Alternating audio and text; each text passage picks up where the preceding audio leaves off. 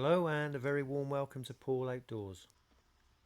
I'm going to demonstrate the process of making charcloth, which is a flammable tinder that you can easily make yourself, that is used to combust a dry nest bundle. We use fire to make the charcloth, and that charcloth to again make fire. As well as fire, we need a metal airtight container, such as a tobacco tin, stainless Nalgene bottle, or in this case a small shoe polish tin, which I use to make and store my charcloth, as you can see. The reason the tin needs to be airtight is because the process of charring requires a low oxygen environment, and any oxygen that could make its way into the tin may spontaneously ignite the materials. Having said that, a small hole needs to be made in the tin lid to allow unwanted smoke, moisture and gas to escape during the charring process. Charcloth is made from natural fabric such as cotton or wool, not synthetic materials that would melt during the process. Here I'm cutting up an old cotton t-shirt, but you could use any item, even an old pair of underpants or your partner's knickers. But make sure that you ask for permission first. I'm cutting the cloth into small pieces relative to the size of the tin with a blunt pair of scissors, which is always a challenge. Cut, you bugger.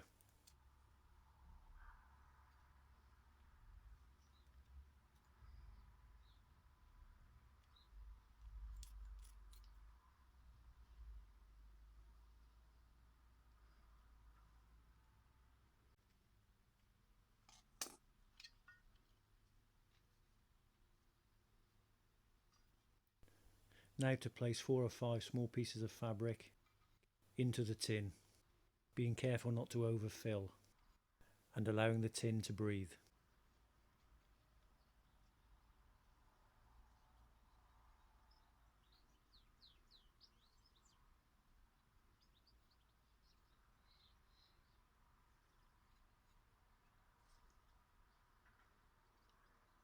That should do it.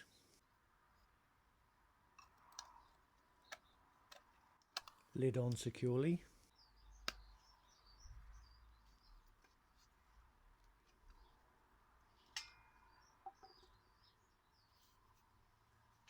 And time to light the hobo stove.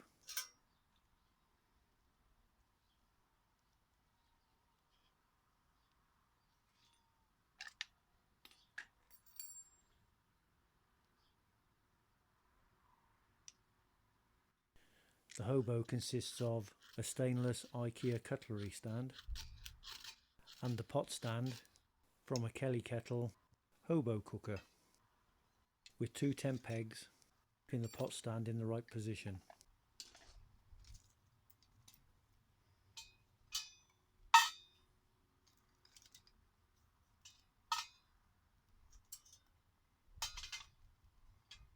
On goes the pot stand, positioned at the right height to enable the stove to be fed with wood whenever there is a pot on top. The stove is sat in an aluminium plate to protect the ground from scorching.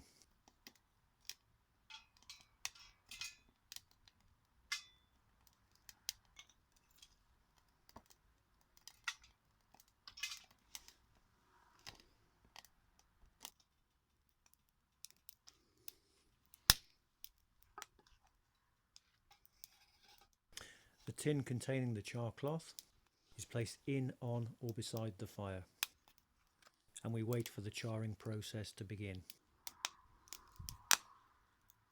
This is indicated by the expulsion of smoke or flames through the hole in the tin.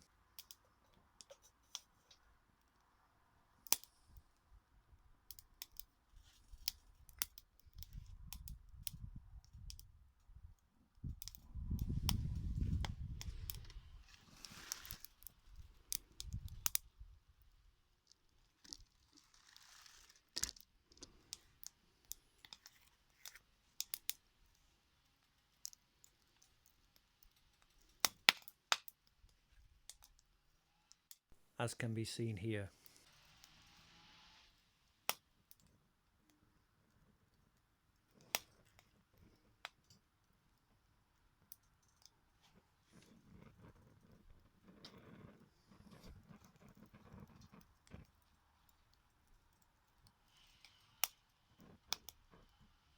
Once the flames and or smoke subside, it is an indication that the charring process is complete. Here we see plenty of smoke, an indication that the process is well underway. The time it takes the process to complete can vary depending on size of fire, intensity, and the materials you are charring.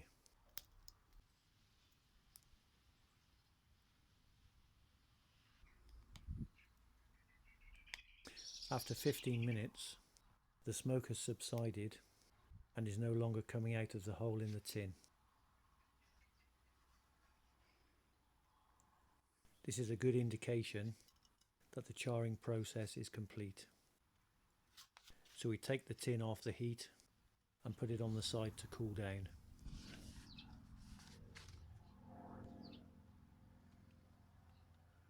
It is important to leave the tin to cool down completely because we don't want to burn ourselves or allow oxygen into the tin whilst it is still very hot and risking the chance of the charcloth combusting.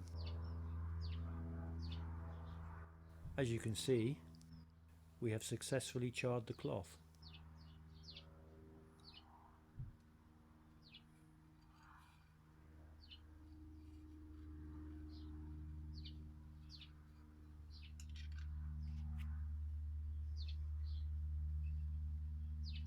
And can now test it by showering it with sparks.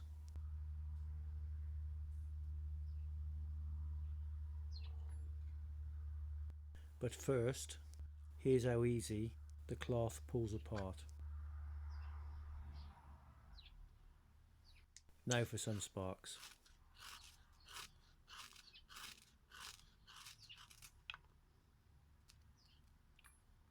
The charcloth instantly catches the sparks and when blown on, smoulders like an ember, as you can see, and can be added to a dry bird nest bundle to make fire. Dry rotten wood, known as punk wood, can also be charred in the same way.